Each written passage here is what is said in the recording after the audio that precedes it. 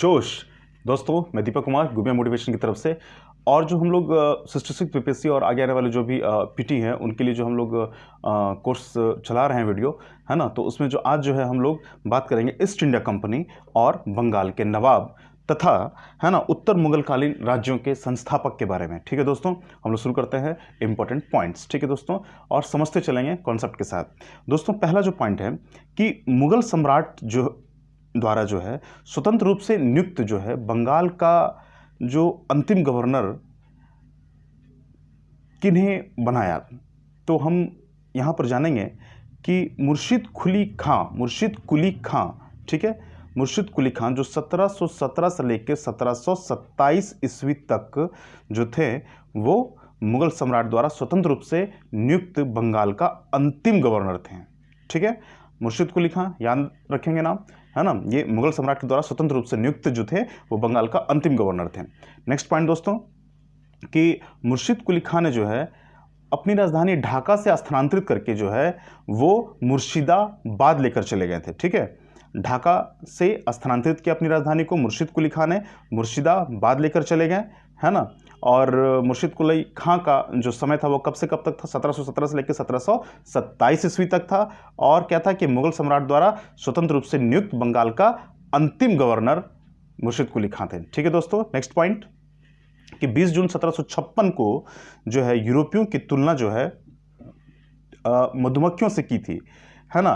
तो ये किसने की थी? तो अलीवर्दी खां ने की थी। ठीक है, बंगाल के गवर्नर अलीवर्दी खां ने जो है यूरोपियों की तुलना मधुमक्खियों से की थी, है ना। इस बात को याद रखेंगे। नेक्स्ट पॉइंट दोस्तों कि 20 जून 1756 को, है ना, प्रसिद्ध ब्लैक होल की घटना जो है ये बंगाल के नवाब सिराजुद्दौला के समय में हुई थी। ठीक है, एक ब्लैक होल की घटना जो है ये काफ़ी विवादास्पद घटना है ना। कि एक छोटे से कमरे में काफ़ी उसमें ज़्यादातर जो थे वो अंग्रेजी थे, है ना, उनको बंद कर दिया था। और जब सुबह कमरा दरवाज़ा खोला गया तो उसमें से आधे से ज़्यादा लोग जो है वो दम घुटने के कारण मृत पाए गए, है ना। तो ये इस तरह की घटना की जो है वो कि कोई भारतीय इतिहासकार जो है इसकी सत्यता की बात नहीं करते हैं, लेकिन जो यूरोपियन इतिहासकार है ना, वो इसकी चर्चा करते हैं। तो इसलिए काफ़ी विवादास्पद है ना। ठीक है, लेकिन हमको याद रखना है कि ब्लैक होल की घटना कब हुई थी और डेट सहित याद रखना है। तो 20 जून 1756, ठीक है, 20 जून 1756, ठीक है, का प्रसिद्ध जो है ब्लैक होल की घटना बंगाल के सिराजुद्दौला जो नवाब थे उनके शासनकाल में हुई थी। ठीक है दोस्तों, 9 फरवरी 1757, 9 फरवरी, है ना, 1757 को अलीनगर की संधि होती है क्लाइव और सिराजुद्दौला के मध्य।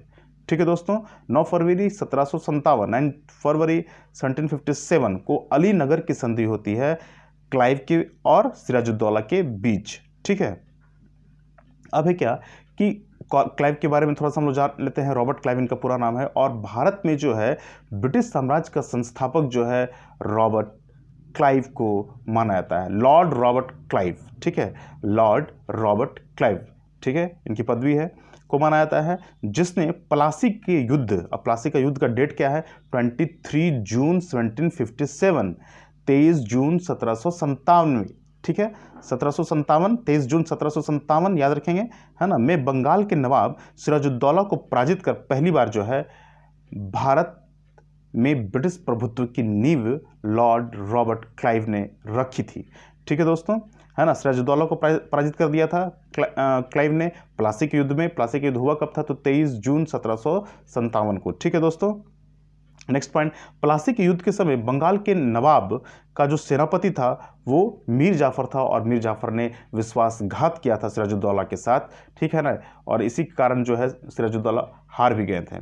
ठीक है दोस्तों, नेक्स्ट पॉइंट कि अच्छा, प्लासी के युद्ध के समय जो 23 जून 1757 को, है ना, प्लासी का जो युद्ध हुआ उस समय मुगल बादशाह जो थे उनका नाम था आलमगीर द्वितीय, आलमगीर द्वितीय। ठीक है, और हम लोग प्लासी युद्ध के पश्चात जो है बंगाल का नवाब मीर जाफर बने। ठीक है, उन्होंने मदद की थी अंग्रेजों की, है ना, इसलिए उन्हें ही बनाया गया मीर जाफर को। ठीक है, और फिर नेक्स्ट पॉइंट दोस्तों कि भारत में ब्रिटिश प्रभुत्व की शुरुआत जो है कब से मानी जाती है? तो उसका अगर एकदम एग्जैक्ट डेट बोलें तो प्लासी के युद्ध से ही है। ठीक है, तो वो 23 जून 1757, 23 जून 1757, ठीक है। कुछ प्रमुख घटनाएं हैं डेट के साथ, उनको हम देख लेते हैं। हाँ, जैसे कि ब्लैक होल की घटना हम चर्चा कर चुके हैं, है ना। 20 जून 1756, 20 जून 1756 ब्लैक होल की घटना, ठीक है। अलीनगर की संधि कब हुई थी? तो 9 फरवरी 1757। हाँ, बीपीएससी के बारे में एक और बात भी कहूँगा दोस्तों कि बीपीएससी में जो है वो इतिहास से संबंधित जो डेट है एग्जैक्ट पूछ लिए जाते हैं, इसलिए हमें बिल्कुल काफ़ी ध्यान से लिख कर, कई बार वीडियो देख करके, है ना, उसे बार बार सुन करके, लिख करके, रट करके हमें रखना होगा, ठीक है दोस्तों।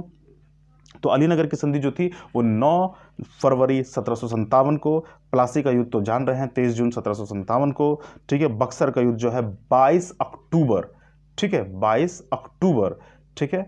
22 अक्टूबर याद रखेंगे 1764 को, 1764 को, 22 अक्टूबर 1764 को। इलाहाबाद की जो प्रथम संधि हुई थी 12 अगस्त को हुई थी, है ना, 1765 को, ठीक है, 12 अगस्त 1765 को।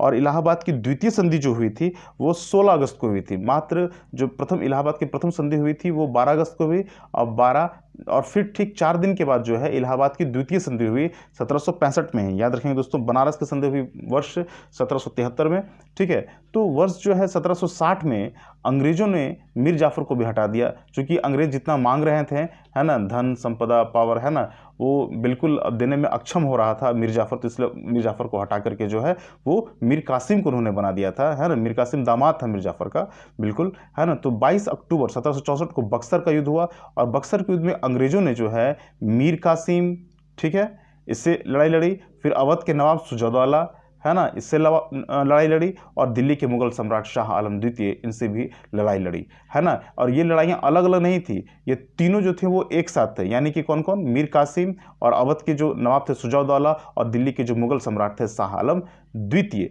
ये तीनों एक साथ थे, और अंग्रेज उधर अलग, मतलब कि दूसरी तरफ थे, ठीक है। तो और ये दुख की बात है कि ये तीनों की जो सम्मिलित सेना थी, है ना, फिर भी हार गई अंग्रेजों से, और जो है दिल्ली के जो मुगल सम्राट शाह आलम द्वितीय थे, है ना, उनकी सेना भी आई थी, तो सम्मिलित सेना को पराजित कर दिया, ठीक है दोस्तों। फिर हम नेक्स्ट पॉइंट की तरफ चलते हैं कि बक्सर का युद्ध जो था, समय ब्रिटिश सेना का सेनापति जो था वो हेक्टर मुनरो था, हेक्टर मुनरो था, ठीक है। तो बक्सर का युद्ध हुआ था 22 अक्टूबर 1764 को, और उसमें ब्रिटिश सेना के सेनापति कौन था? तो हेक्टर मुनरो थे, ठीक है। नेक्स्ट पॉइंट कि बक्सर के युद्ध के समय बंगाल का नवाब मीर जाफर था, ठीक है, इस बात को याद रखेंगे, है ना। फिर जो मीर कासिम जब विद्रोह कर दिया, तो मीर कासिम को मुतापदस्त करके जो है पुनः जो है मीर जाफर को फिर से जो है वो बंगाल का नवाब बना दिया गया था, ठीक है। बक्सर युद्ध के पश्चात जो है इलाहाबाद की प्रथम संधि हुई थी, ठीक है। इलाहाबाद की प्रथम संधि हम लोग चर्चा किया है कि 12 अगस्त 1765 को हुई थी, ठीक है। तो जो इलाहाबाद की प्रथम संधि हुई उसमें मुगल सम्राट शाह आलम द्वितीय और बंगाल के नवाब जो है नजमुद्दौला, ठीक है, बंगाल के नवाब नजमुद्दौला, है ना, तथा क्लाइव के मध्य हुई, है ना। और इलाहाबाद की द्वितीय संधि जो हुई थी वो क्लाइव तथा अवध के नवाब सुजाउद्दौला के मध्य संपन्न हुई, ठीक है। तो अवध के नवाब सुजाउद्दौला जो थे उन्होंने अलग से जो है संधि किया क्लाइव के साथ, ठीक है। तो उसको इलाहाबाद की द्वितीय संधि बोला जाता है ना, इस बात को याद रखेंगे। और जो मुगल सम्राट शाह आलम द्वितीय तथा जो बंगाल के नवाब थे नजमुद्दौला, इन दोनों जो संधि की थी क्लाइव के साथ, तो इलाहाबाद की प्रथम संधि कहलाती है ना। मात्र 4 दिन का अंतर है। प्रथम संधि जो हुआ 12 अगस्त 1765, और जो द्वितीय संधि इलाहाबाद की हुई जस्ट 4 दिन के बाद, यानी कि 16 अगस्त 1765 को हुआ, ठीक है दोस्तों, याद रखेंगे। किस और कि इलाहाबाद की संधि के ही फलस्वरूप जो है अंग्रेजों को बंगाल, बिहार और उड़ीसा की दीवानी प्राप्त हुई, ठीक है। इलाहाबाद की संधि के अनुसार ही जो है अंग्रेजों को बंगाल, बिहार और उड़ीसा की दीवानी प्राप्त हुई, ठीक है। और रॉबर्ट क्लाइव के बारे में कहा जाता है कि स्वर्ग से उत्पन्न ये सेना नायक थे। काफ़ी जो सेना नायक के रूप में जो इनकी छवि है काफ़ी मतलब कि अंग्रेजों के लिए सराहनीय मानी गई है, ठीक है। रॉबर्ट क्लाइव स्वर्ग से उत्पन्न सेना नायक कहा गया है, सेना नायक कहा गया है रॉबर्ट क्लाइव को, ठीक है। और रॉबर्ट इलाहाबाद की संधि के पश्चात जो है बंगाल में द्वैत शासन की जो स्थापना होती है ना, और वो किसके द्वारा होती है? तो वो रॉबर्ट क्लाइव के द्वारा होती है, ठीक है। इलाहाबाद की संधि के पश्चात बंगाल में द्वैत शासन की स्थापना होती है रॉबर्ट क्लाइव के द्वारा, ठीक है दोस्तों। नेक्स्ट पॉइंट, अब दोस्तों हम लोग थोड़ा देखते हैं जो पॉइंट्स हैं कि उत्तर मुगल कालीन जो राज्यों के संस्थापक थे, है ना। जब जो उत्तर मुगल काल में जो था वो मुगलों का जो शासन था, व्यवस्था था, वो काफ़ी कमज़ोर हो गया, तो इसलिए काफ़ी जो है संस्था जो स्वतंत्र जो पहले मुगलों के अधीन थे वो कहीं ना कहीं अब स्वतंत्र हो गए और अपना एक राज्य व्यवस्था जो है, अपना एक जो है क्षेत्र जो है उन्होंने स्थापित कर लिया। तो हम वैसे जो है राज्य और स्थापना काल और संस्थापक लोगों को जानेंगे। क्वेश्चन रहता है यहाँ से, जैसे बंगाल है ना, तो 1717 से लेकर 1727, ठीक है, यह स्थापना काल है। संस्थापक है कौन? मुर्शीद कुली खां, मुर्शीद कुली खां, ठीक है दोस्तों, है ना। नेक्स्ट पॉइंट, हैदराबाद 1724 ईस्वी, हैदराबाद 1724 ईस्वी, हैदराबाद जो था 1724 ईस्वी में स्थापना काल है ना। और जो है वो संस्थापक कौन थे? निज़ाम उल मुल्क, जिनको चिनकिलिच खां भी कहा जाता है, निज़ाम उल मुल्क, जिनको चिनकिलिच खां भी कहा जाता है, ठीक है। निजाम वंश के जो है उन्होंने स्थापना की थी, निजाम उल मुल्क चिनकिलिच खां भी कहा जाता है इनको, ठीक है।